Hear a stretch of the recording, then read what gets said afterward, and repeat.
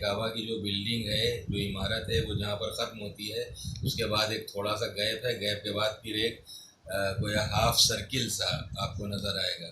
تو یہ ہجر اسماعیل ہے، اس کے اندر کا جو پورشن ہے وہ ہجر اسماعیل کہلاتا ہے، جہاں روایت کے مطابق حضرت اسماعیل بھی یہیں دفن ہے، اور جناب حاجرہ کی جو ان کی والدہ تھیں ان کی قبر بھی یہیں ہے، اور 70 نبیوں کے دفن ہونے کی بات مشہور ہے۔ بہرحال تو ایک محترم مقام ہے، تو اس ہجر اسماعیل کو بھی طواف میں شامل کرنا ہے۔ لیکن جیسا کہ میں نے کہا ہے کہ طواف کرتے وقت آپ کسی دیوار کو یا کسی چیز کو ٹچ کرنے کی یا اس کو بوسہ دینے چومنے کی کوشش نہ کریں، پہلے اپنا واجب طواف کمپلیٹ کر لیں۔ اس لیے کہ اگر آپ چھوڑ کر جاتے ہیں طواف کو چومنے کے لیے، بوسہ لینے کے لیے، تو پھر اگر آپ اس جگہ پر پلٹ کر نہیں آ پائیں گے تو آپ کا طواف صحیح نہیں ہوگا۔ اس لیے پہلے آپ طواف کمپلیٹ کر لیں، اس کے بعد میں پھر آپ چاہے جہاں خانہ کعبہ ہے جس طرف خانہ کعبہ سے ٹچ ہونے کی کوشش کریں یا چومنے کی جائیں، کوئی حرج نہیں ہے، لیکن طواف کے وقت میں ایسا نہ کریں، بلکہ طواف کو پہلے اپنا کمپلیٹ کر لیں۔ 7 راؤنڈ کرنا ہے۔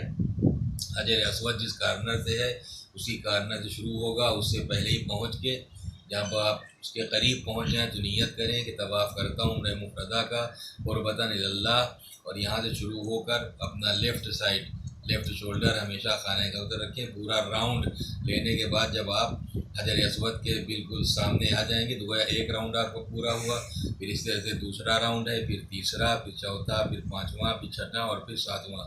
اس طریقے سے طواف آپ کا کمپلیٹ ہو جائے گا۔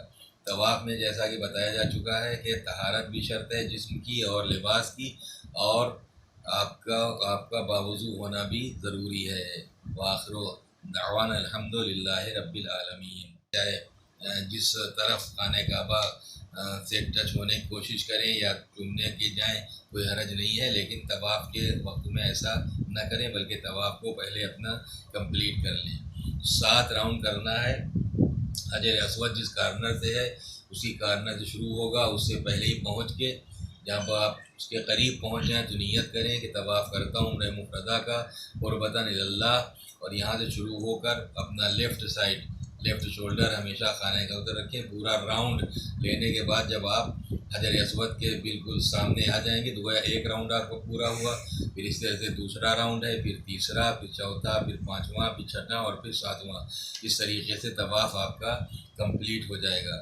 طواف میں جیسا کہ بتایا جا چکا ہے کہ طہارت بھی شرط ہے جسم کی اور لباس کی، اور آپ کا باوضو ہونا بھی ضروری ہے۔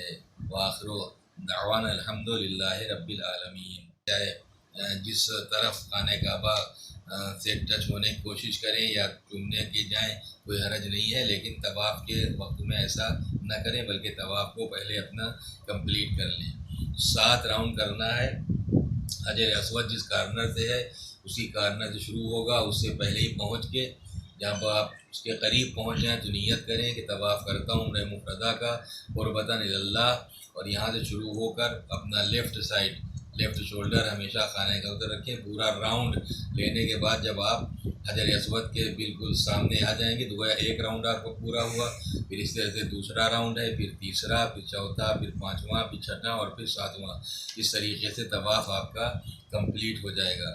طواف میں جیسا کہ بتایا جا چکا ہے کہ طہارت بھی شرط ہے جسم کی اور لباس کی، اور آپ کا باوضو ہونا بھی ضروری ہے۔ وآخر دعوانا الحمدللہ رب العالمین۔ چاہے